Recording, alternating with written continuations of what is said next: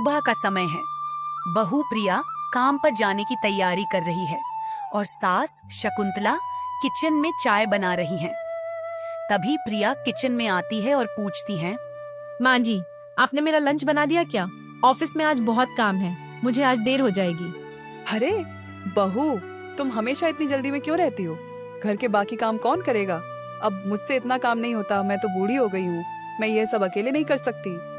माँ जी, मैं ऑफिस में इतना काम करती हूँ, फिर घर आकर भी सब संभालती हूँ। मैं भी सारा काम करके थक जाती हूँ, थोड़ा आप भी तो समझिए।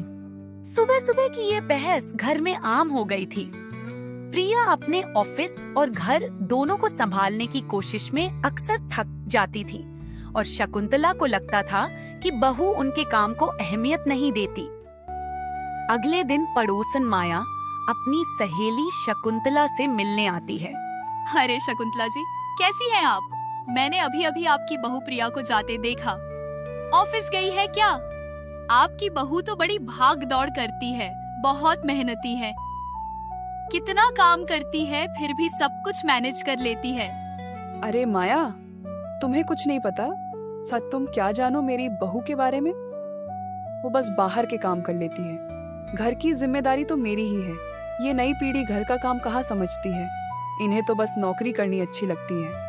अरे शकुंतला जी, आप भी तो अपनी बहू की कभी कभी मदद कर सकती हैं। आखिरकार वो भी आपके बेटे और इस घर के लिए ही मेहनत कर रही है। माया की बातों ने शकुंतला के मन में थोड़ा बदलाव लाया, लेकिन वह इसे स्वीकारने को तैयार नहीं थी। उन्हें लगा उन्हें अपनी बहू को थोड़ा सबक सिखाना चाहिए। उन्होंने एक प्लान बनाया। अगले दिन शकुंतला ने तय किया कि वह प्रिया को समझाने के लिए कुछ अलग तरीका अपनाएंगी। प्रिया, आज मुझे भी बाजार जाना है। मुझे बाजार में काम है। तुम आज थोड़ा घर का काम देख लो प्लीज। लेकिन माँ जी, मुझे घर का काम करते करते ऑफिस के लिए देर हो जाएगी। आप बाजार कल चली जाइए। नहीं बहू, आज ही जाना जरूरी है। घर के काम आज तुम्हें ही संभालने होंगे। वो अब तुम देखो घर के काम कैसे करती हो। इतना कहकर शकुंतला बाजार के लिए निकल जाती है। प्रिया ने जैसे तैसे घर का काम किया और ऑफिस जाने के लिए निकल गई। दिन भर ऑफिस में थकने के बाद वह घर आई। घर आते ही उसने देखा कि सास ने उसके लिए खाना ही नहीं बनाया। माँ जी, आपने आज खाना नहीं बनाया? अरे बहू, मैं बाजार जाकर थक गई थी।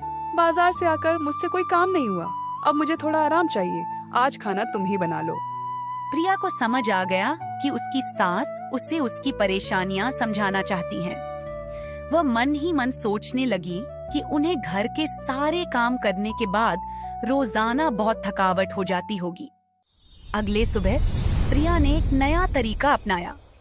उसने सुबह जल्दी उठकर सास के लिए नाश्ता बनाया और घर के सारे काम खत्म कर लिए थे। अरे बहू, आज तुमने नाश्ता क्यों बनाया? तुम्हें तो ऑफिस के लिए बहुत देर हो जाएगी। मैं कर लेती बेटी काम। माँ जी, मुझे लगा कि शायद आपको आराम की जरूरत है। कल आप बाजार जाकर बहुत थक गई थी। पर तुम ऑफिस भी तो जाती हो, फिर ये सब कैसे करोगी?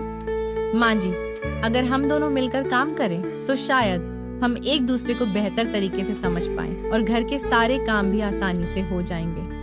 प्रिया की यह बात शकुंतला को दिल तक छू गई। उन्हें अपनी बहू के काम की अहमियत समझ आने लगी।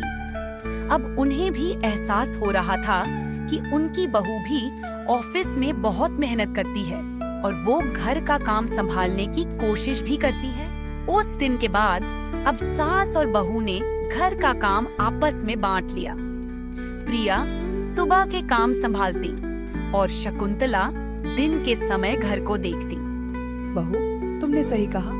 मिलजुल कर काम करने से सब आसान हो जाता है। अब मैं तुम्हें ऑफिस जाने से पहले कभी परेशान नहीं करूंगी। माँ जी, और मैं कोशिश करूंगी कि ऑफिस के साथ साथ घर को भी अच्छे से संभाल सकूं।